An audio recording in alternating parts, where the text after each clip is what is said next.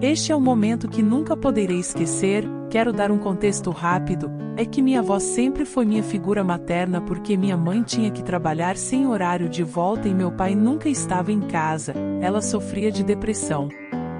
No entanto, ela sempre fez o possível para ficar ao meu lado. Quando a pandemia passou, seu marido faleceu, aparentemente de infarto. Na verdade, sua filha havia lhe dado antipsicóticos. Sendo uma pessoa diabética, minha avó nunca entrou em luto. Ela passava as noites pensando que o marido ainda estava com ela e a abraçava enquanto ela dormia. Ficou assim por cerca de 1 ano. Ela estava em cadeira de rodas, já que o acidente e aceitar a morte do marido só a deixou mais deprimida.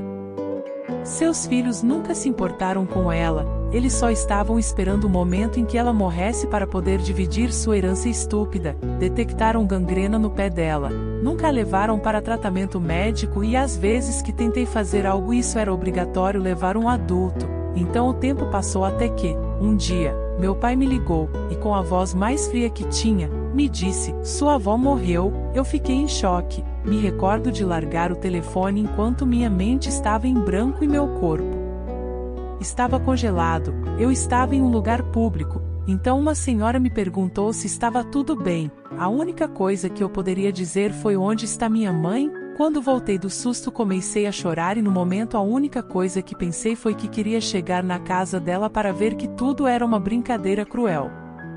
Ela morava a mais ou menos 1 hora de distância, então, ainda em estado de choque, pedi um Uber e fui até a casa dela. Quando cheguei vi o caixão no meio da sala, bastante gente sentada no pátio rezando, mas o que mais me encheu de raiva e tristeza foi quando vi seus 3 filhos chorando como se tivessem se importando de verdade. E ainda por cima meu pai teve a coragem de levar a namorada sabendo que minha avó nunca aceitou a infidelidade que ele cometeu com minha mãe. Ele queria me abraçar.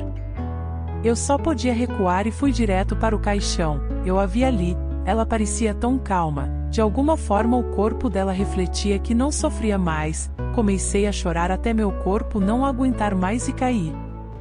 No dia seguinte, eles contrataram um padre para dar a última despedida. Não sou católica, só fiquei lá porque sabia que seria a última vez que veria. Quando terminei lembro que o pai disse vamos dar aos filhos e netos um espaço para se despedirem. Todos saíram de casa menos os 3 filhos, minha mãe, a outra filha do meu pai e eu, todos se abraçaram dando conforto.